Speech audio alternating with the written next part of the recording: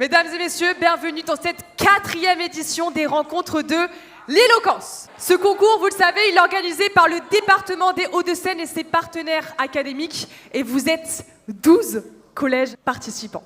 Nous maintenons ce rendez-vous parce que les élèves se sont rendus compte de l'importance de l'éloquence dans leur vie personnelle et ils le verront plus tard dans leur vie professionnelle et au niveau des examens également où l'oral prend de plus en plus de place. Le travail de l'éloquence, de la prise de parole, de la posture sur scène, ça fait partie des compétences à travailler au collège, mais il y a aussi le fait de les faire grandir parce que là clairement quand on les engage sur un tel projet et en plus ils arrivent jusqu'à la victoire. Je pense qu'ils ont énormément progressé et puis on prépare aussi l'oral du brevet de manière indirecte.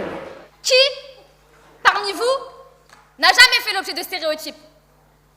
Qui, parmi vous, n'en a jamais véhiculé?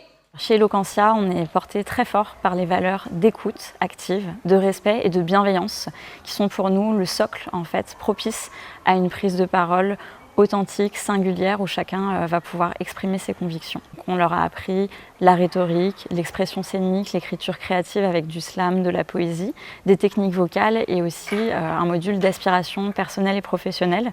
Et toutes ces matières, en fait, c'est vraiment autant de compétences qui vont pouvoir convoquer au moment de prendre la parole sur scène. Rire pour dévaloriser autrui n'a qu'une seule terrible conséquence, toujours la même.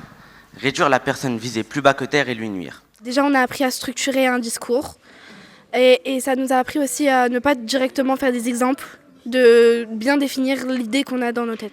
S'exprimer plus fort, mieux et enlever l'éthique de langage notamment. Capter l'attention d'un public. Avant, on ne savait pas trop comment s'y faire, on ne savait pas où placer le moment de silence. Avant, on pensait que le silence, c'était horrible, alors qu'en fait, c'est notre plus grand allié. C'est ça qui sert à capter le public et justement à donner du rythme dans notre prestation. Les stéréotypes sont la cause de beaucoup d'injustices dans la société.